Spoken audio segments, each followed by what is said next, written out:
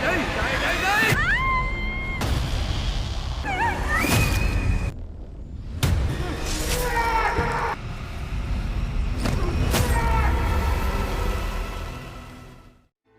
মানুষ খেকো জঙ্গল, যে জঙ্গলে বাস করে ভয়ঙ্কর আদিবাসী মানুষ, যারা সেই জঙ্গলে আগত মানুষদের মাথা কেটে গরম জলে সেদ্ধ করে খায়। সেই জঙ্গলে যাওয়া মানে নিশ্চিত মৃত্যু। এভাবেই একদিন তারা চারজন বন্ধু, যারা গেছিল সেই নরখাদকদের জঙ্গলে, তারা কি বেঁচে ফিরতে পারবে, নাকি পরিণত হবে নরখাদকদের খাদ্যে? এমনই একটা শ্বাসরুদ্ধকর সার্ভাইভাল মুভি নিয়ে হাজির হয়েছি আজ। হ্যালো বন্ধুরা, আমি Suvendu and welcome to cinema অনুভব। এবার নিচে থাকা সাবস্ক্রাইব বাটনটিতে টোকা দিয়ে মুভি দেখতে বসুন। মুভির শুরুতেই দেখা যায় দক্ষিণ পূর্ব এশিয়ার এক ভয়ানক জঙ্গল। সেই জঙ্গলে গাছ কাটার জন্য দুজন ওয়ার্কার এসেছে। তাদের মধ্যে একজন লক্ষ্য করে একটা ছোট্ট বাচ্চা তাদের সামনে দিয়ে দৌড়ে গেল। সেটা দেখার জন্য তাদের মধ্যে একজন বাইরে যায়। তখনই যে গাড়িতে বসে গাছ কাটছিল সে লক্ষ্য করে তার সঙ্গীকে কেউ ধারালো অস্ত্র দিয়ে কোপ মারলো আর টেনে নিয়ে গেল জঙ্গলের ভেতরে। তাই সেও বাইরে গেল দেখার জন্য তার সাথে কি হয়েছে। তবে এগিয়ে যেতে সে দেখতে পায় সেখানে রক্ত পড়ে আছে, আর সাথে রয়েছে ওই লোকটার রক্ত মাখা হেলমেট এবং একটি কাটা আঙুল। এই ভয়ঙ্কর দৃশ্য দেখে সে প্রচন্ড ভয় পেয়ে যায়। সে নিজের প্রাণ বাঁচানোর জন্য দৌড়াতে থাকে, কিন্তু ভাগ্য খারাপ থাকলে যা হয় আর। সে দৌড়াতে দৌড়াতে পড়ে যায় আদিবাসীদের পাতা ফাঁদে। তার পা আটকে যায় এবং সে উল্টো হয়ে গাছের মধ্যে ঝুলে যায়। তখনই সেখানে একটা আদিবাসী ছেলে আসে, যার সারা শরীরে রক্ত লেগেছিল। তাকে দেখেই বোঝা যাচ্ছে তারা ঠিক কতটা ডেঞ্জারাস নরখাদক। আর তখনই আদিবাসী ছেলেটি লোকটির পড়ে থাকা কুঠারটি দিয়ে তার থর থেকে মুন্ডটা আলাদা করে মেরে ফেলে। সিন চেঞ্জ হয় আর আমরা দুই জোড়া কাপলকে দেখি। এই কাপলটার নাম হচ্ছে রিচি আর তার ওয়াইফ জেসমিন, এবং এই কাপলটার নাম এজে আর তার ওয়াইফ মায়া, যারা কলেজের সময় থেকে বন্ধু। তারা চারজন লাঞ্চে এসে একটা ট্রিপের প্ল্যান করে। সেই ট্রিপে তাদের দুজনের ওয়াইফ মায়া এবং জাসমিনও যেতে রাজি হয়। পরদিন তারা কায়াকে করে, মানে একটা বিশেষ ধরনের সরু নৌকা দিয়ে নদী ও জঙ্গল ঘোরার সিদ্ধান্ত নেয়। তারা তাদের জঙ্গল এক্সপ্লোর করার জন্য নিক নামে একজন গাইডকে সাথে নেয়। নিক তাদেরকে লাইফ জ্যাকেট দিয়ে কায়াকগুলোকে কিভাবে চালাতে হয় সেটা দেখিয়ে দিয়ে যাত্রা শুরু করে। একটা কায়াকে থাকে রিচি অ্যান্ড জাসমিন, একটাতে এজে অ্যান্ড মায়া, আর একটাতে নিক। এই ভয়ঙ্কর জঙ্গলে কখন কি হয় কেউ জানে না। তারা জঙ্গলের একটা জায়গায় এসে ডিসাইড করে রাতটা তারা জঙ্গলেই কাটাবে। নিক অ্যাডভেঞ্চারের জন্য সবার থেকে তাদের ফোন নিয়ে নেয়, অর্থাৎ রাতটা এই ভয়ঙ্কর জঙ্গলের মধ্যেই তারা কাটাবে। সুন্দর প্রকৃতি দেখে জাসমিন নিককে বলে, তুমি কত লাকি এই সৌন্দর্য রোজ উপভোগ করতে পাও। তখন নিক সেই নদী এবং জঙ্গলের ব্যাপারে বলতে শুরু করে। নিক বলে, এই জঙ্গল দিনে যতটা সুন্দর, রাতে তার থেকেও বেশি ভয়ঙ্কর। এবং এই কাহিনীর মাঝে সে জানায় যে তার বাবা এবং ঠাকুরদা নাকি দুজনে গাইডের কাজ করত। তার ঠাকুরদা একবার এই জঙ্গলে আদিবাসীদের পাল্লায় পড়ে এবং তারপর থেকে তার ঠাকুরদা একদিন হঠাৎ অদৃশ্য হয়ে যান। এই যে বলে, তিনি যদি কখনো ফিরে না আসেন তাহলে তারা কি করে জানতে পেরেছিল যে এখানে আদিবাসীরা বসবাস করে? তখন নিক বলে, কারণ প্রায়ই এখানে মানুষদের বডি পাওয়া যায়, তাদের শরীরের অনেক বডি পার্ট গায়েব থাকে। এই সব শুনে ছেলে দুটো ইয়ার্কি করে উড়িয়ে দিলেও মেয়ে দুটো কিন্তু খুব ভয় পায়। মায়া ভয়ে ভয়ে জিজ্ঞাসা করে, শুনেছি এই জঙ্গলে নাকি নরখাদক আছে, তারা কি এখনো এই জঙ্গলেই থাকে? নিক বলে, এই জঙ্গলটা ওদেরই, তাই এখানে ওরাই থাকে। ওই জন্যে তারা চায় না যে তাদের সাজানো প্রকৃতি কোনো আউটসাইডার এসে নষ্ট করুক। কিন্তু ঘাবড়ানোর কিছু নেই, আমরা ওদের আস্তানার দিকে যাচ্ছি না। অন্যদিকে দুজন বাইকারকে দেখানো হয়, তারা দুজন ব্লগার। তাছাড়া তারা অ্যাডভেঞ্চার করতেও ভালোবাসে। ছেলেটার নাম ড্যানি। তারা জঙ্গলের মাঝখানে এক জায়গায় একটা সাইনবোর্ড দেখে, যেটায় লেখা ছিল ডু নট এন্টার, মানে প্রবেশ নিষেধ। তারা সেটার মজা উড়িয়ে জঙ্গলের ওই অংশে ঢুকে পড়ে, যেখানে যাওয়া মানে স্বয়ং জমের দুয়ারে প্রবেশ করা।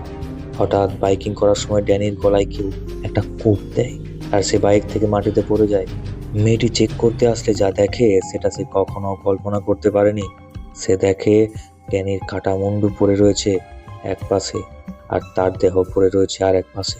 মেয়েটা প্রচন্ড চিৎকার করে ওঠে এবং সেখান থেকে দৌড়াতে দৌড়াতে একটা গুহায় গিয়ে ঢোকে। কিন্তু সে তো আর জানতো না এই গুহাটা ওই নরখাদকদেরই।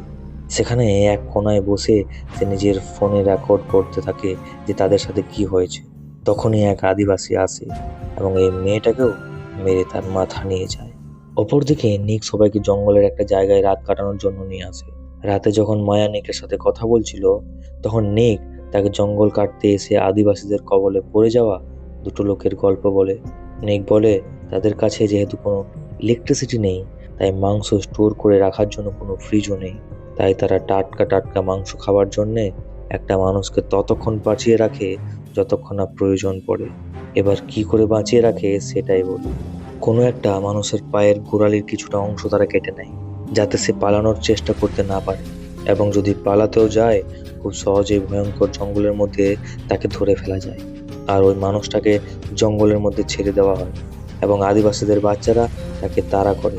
মানে আদিবাসীদের বাচ্চাগুলো ওই মানুষটার সাথে খেলা করতে থাকে, আর যখন দরকার পড়ে তখন তাকে তারা সম্পূর্ণ মেরে খেয়ে ফেলে। কি ভয়ঙ্কর না? শুনে যেন গা শিউড়ে উঠছে, যদিও এখনো গা শিউড়ে ওঠা অনেক বাকি আছে।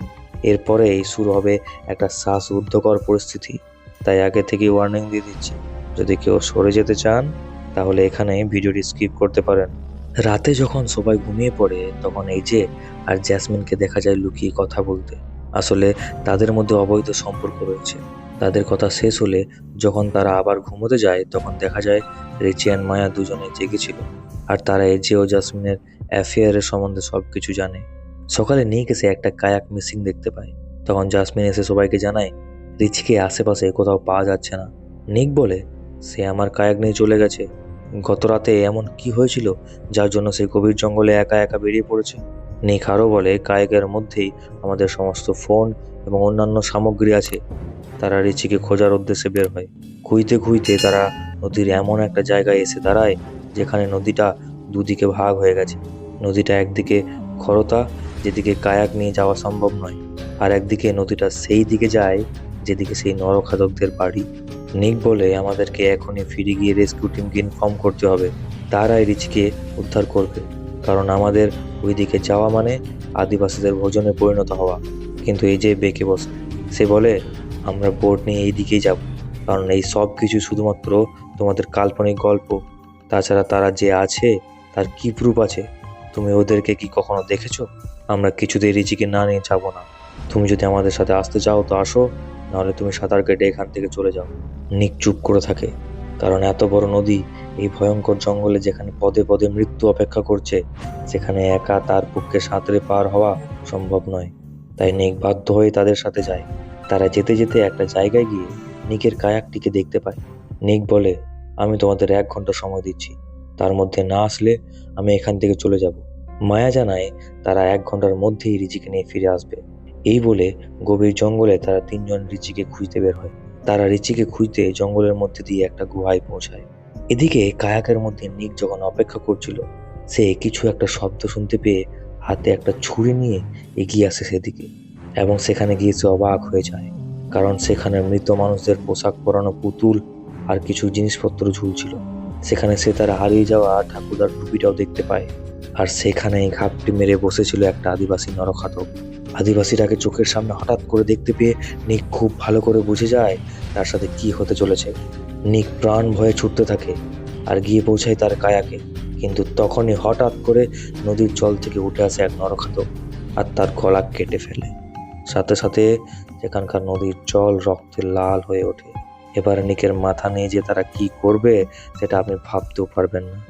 এদিকে দেখা যায় এই যে মায়া এবং জাসমিন একটা গুহার ভেতরে ঢুকেছে। সেই গুহার ভেতরে চারদিকটা তন্ন তন্ন করে তারা খুঁজে চলেছিল। হঠাৎ রিচি তাদের সবার সামনে এসে সবাইকে চমকে দেয়। রিচি বলে আমার ঘুম আসছিল না, তাই একটু ঘুরতে বের হয়েছিলাম। এই যে বলে কিন্তু তুমি ভুল পথে এসেছো। নিক বলল এই জায়গাটা সুরক্ষিত না। মায়া বলে আমাদের এখনই ফিরে যেতে হবে। তারা সকলেই কায়াকের কাছে আসে, দেখতে পায় নিক সেখানে নেই। তারা ভাবে হয়তো নিক তাদেরকে ছেড়ে চলে গেছে, কিন্তু তখনই মাটিতে পড়ে থাকা নিকের ছুরিটা তারা পায়, এবং এটা দেখে তাদের একটু সন্দেহ হয়। তারা বুঝতে পারে যে নিকের সাথে কিছু তো একটা হয়েছে। কিছু দূর গিয়ে তারা নিকের কায়াকটিকে দেখতে পায়, আর এজে দেখে যে সেই কায়াকটির মধ্যে রক্ত লেগে রয়েছে, তাজা রক্ত। তখন তারা নিককে খোঁজার সিদ্ধান্ত নেয় আর চলে যায় আরো জঙ্গলের ভেতরে, যেখানে তারা দেখতে পায় একটা পাত্রের মধ্যে গরম জল ফুটছে, আর সেই পাত্রের মধ্যে যেটা রয়েছে সেটা দেখে ভয়ে তাদের হৃৎপিণ্ড যেন বাইরে বেরিয়ে আসে, কারণ সেই জলে বয়েল হচ্ছিল নিকের কাটা মাথা। এটা দেখে তারা প্রচণ্ড আতঙ্কিত এবং ভয় পেয়ে নিজেদের কায়াক নিয়ে সেখান থেকে পালানোর চেষ্টা করে। তবে কিছুটা এগিয়ে দেখতে পায় নদীতে গাছ পড়ে রাস্তা বন্ধ হয়ে আছে। তার জন্যই তারা কায়াকটিকে জলের নিচ দিয়ে নিয়ে আসে। তখনই জল থেকে উঠে আসে এক নরখাদক আর হামলা করে এজের ওপর। রিচি এজিকে বাঁচাতে আসলে সেই আদিবাসী রিচির হাতে কামড় দেয়। তখন মায়া এসে আদিবাসীটির মাথায় পাথর দিয়ে আঘাত করে, আর এজে বুকে ছুরি ঢুকিয়ে তাকে তারা মেরে ফেলে। কথায় আছে, বিপদ যখন আসে তখন সব দিক দিয়ে আসে। কারণ জ্যাসমিন দেখতে পায় তাদের কায়াকগুলো ভেসে যাচ্ছে, সুতরাং তাদেরকে জঙ্গলের ভেতর দিক দিয়ে যাওয়া ছাড়া আর কোনো উপায় নেই। এদিকে রিচির হাত দিয়ে অনবরত রক্ত ঝরছিল। মায়া রিচিকে ব্যান্ডেজ করে দেয়। অন্যদিকে আহত আদিবাসীটি নিজেকে বাঁচাতে চেষ্টা করে, তবে তখনই সেখানে আরো একজন আদিবাসী আসে এবং তাকে অসুস্থ দেখে তার বুকে কুড়ুল মেরে বুক চিরে ফেলে এবং তার হৃৎপিণ্ডটা বের করে খেয়ে ফেলে ওখানেই। এরপরে জঙ্গলে নেমে আসে ভয়ঙ্কর রাত। তারা আর কোনো উপায় না পেয়ে জঙ্গলে রাত কাটানোর সিদ্ধান্ত নেয় এবং তারা ঠিক করে যে একবার একজন লোক জেগে রাত পাহারা দেবে। এই যে বলে, আমরা কিছুতেই এখানে থাকতে পারবো না, কারণ ওরা আমাদেরকে মেরে ফেলবে। মায়া বলে, নিক আমায় বলেছে তারা ততক্ষণ আমাদেরকে মারবে না যতক্ষণ না তারা আবার ক্ষুধার্ত হয়। যাই হোক, তারা ঘুমিয়ে পড়ে আর একে একে পাহারা দিতে শুরু করে। এভাবেই এজের পাহারা দেওয়ার পালা আসে। এজে যখন পাহারা দিচ্ছিল তখন সে ভালো করে বুঝতে পারে কেউ বা কারা তাদের উপর নজর রাখছে এবং আশপাশ দিয়ে যেন ঘোরাঘুরি করছে। তখন এজে বুদ্ধি করে নিজের সারা গায়ে কাদা মাখে আর ছুরিটি গেঁথে দিয়ে সেই কাদার গর্তে শুয়ে পড়ে আর অপেক্ষা করতে থাকে। তখনই একজন আদিবাসী তার কাছে আসলে এজে পরিস্থিতির সুযোগ নিয়ে সেই আদিবাসীটিকে পেছন থেকে প্রহার করে, কিন্তু আদিবাসীর গায়ের শক্তির সঙ্গে এবং লড়াইয়ের সঙ্গে এজে পেরে ওঠে না। লোকটি এজের মাথায় কুড়ুল দিয়ে আঘাত করে দিয়ে অজ্ঞান করে দেয় এবং যখনই সে তার ঘাড়ে কামড় দিয়ে মারতেই যাবে ঠিক তখনই সেখানে রিচি আসে এজেকে বাঁচাতে, আর এজে ওপরের পাহাড় থেকে নিচে পড়ে যায়। এদিকে একা রিচি তখন সেই আদিবাসীদের সাথে পেরে উঠছিল না। সেই আদিবাসী রিচির হাত কামড় দিয়ে তাকে আহত করে ফেলে। এরপরে এজে দেখতে পায় যে আদিবাসী দলের একজন রিচির হাত পা মুখ বেঁধে তাকে টানতে টানতে নিয়ে যাচ্ছে। এজে কোনো রকমে খুব সাবধানে মাটিতে হামাগুড়ি দিয়ে রিচির কাছে পৌঁছায়। তাকে দেখে রিচি তাকে বাঁচানোর জন্য ইশারা করতে থাকে, কিন্তু এজে খুব ভালো করে জানে একটা আদিবাসীর সঙ্গে সে লড়াই পারেনি। সেখানে এতগুলো আদিবাসীর সঙ্গে সে কোনোভাবেই পেরে উঠবে না। তাই এজে রিচিকে বাঁচানোর পরিবর্তে সে তাকে কথা দেয় যে তোমাকে তো বাঁচাতে পারবো না, কিন্তু মায়া আর জেসমিনকে আমি অবশ্যই বাঁচাবো। কিছুক্ষণ পর আদিবাসীরা সকলে একসাথে জড়ো হয়ে রিচির একটা পা কেটে নেয় খাদ্য হিসাবে। সে প্রচন্ড অসহ্য ব্যথায় চিৎকার করতে থাকে এবং তারপর সেই আদিবাসীগুলো রিচিকে জঙ্গলের মধ্যে পালাতে বলে। সে নিজেকে বাঁচাতে পালাতে শুরু করে আর আদিবাসীদের ছোট ছোট ছেলেগুলো রিচিকে তারা করতে থাকে। তারা এইভাবেই রিচির পা কেটে নিয়ে মজা নিচ্ছিল। রিচি বারবার তাকে ছেড়ে দিতে বলে। তখন সেখানে একটা আদিবাসী বাচ্চা আসে আর ঠেলে দেয় একটা ধারালো অস্ত্রের ওপর। অস্ত্রটি তার বুকে A404 হয়ে যায় আর রিচি সেখানে প্রাণ হারায়। এবার সকালবেলায় মায়া এবং জাসমিন তাদের কাছে রিচিকে দেখতে পায় না। জাসমিন এজেকে রিচির কথা জিজ্ঞেস করে, এই যে রিচি কোথায়? এজে জানায় রিচি জিপের খোঁজ করতে গেছে। জাসমিন সেটা মানতে রাজি নয়, তবে মায়া বুঝতে পারে রিচি আদিবাসীদের খাদ্যে পরিণত হয়েছে। কিছুক্ষণ পর তারা আবার সেই ঘন জঙ্গলের ভেতর দিয়ে পালাতে থাকে। জ্যাসমিন সেখানে আদিবাসীদের দ্বারা পেতে রাখা একটা ফাঁদের মধ্যে পড়ে যায়। আদিবাসীরা মাটিতে গর্ত করে ধারালো গাছের ডাল লাগিয়ে একটা ফাঁদ পেতে রেখেছিল, আর সেই গাছের ডালটা জ্যাসমিনের কাঁধে ঢুকে যায়। সে প্রচণ্ড যন্ত্রণায় ছটফট করতে থাকে।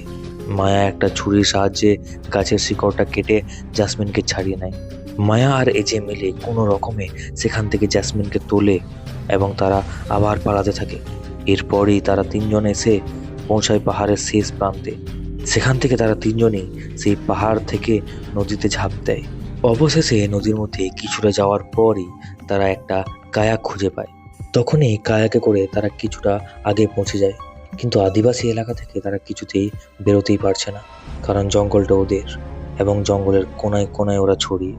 এখন তারা কায়াক থেকে নেমে পড়ে এবং এজে তার ফোনে আদিবাসীদের নিয়ে একটা ভিডিও করে।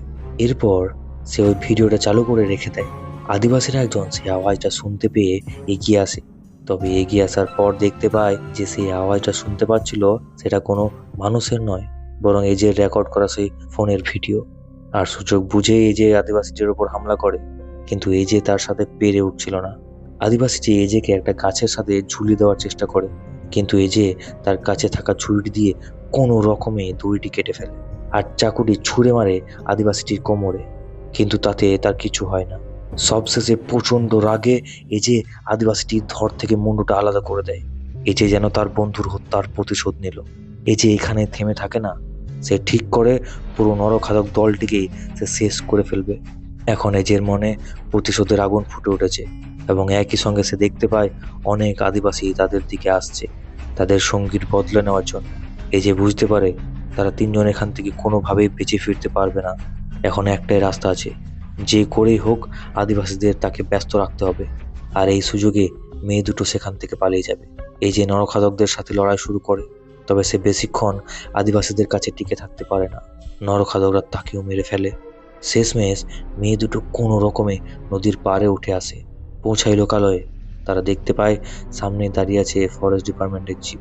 তাদের দেহে যেন প্রাণ ফিরে আসে, কারণ তারা স্বয়ং জমের দুয়ার থেকে প্রাণ হাতে নিয়ে ফিরে এসেছে। তো কেমন লাগলো আজকের এই শ্বাসরুদ্ধকর ভয়ানক নরখাদকদের হাত থেকে সারভাইভ করা মানুষদের গল্প? আমাদের অবশ্যই কমেন্ট করে জানাবেন, আর ভিডিওটি বন্ধুদের সাথে শেয়ার করে দিন। আসছি পরের গল্প নিয়ে।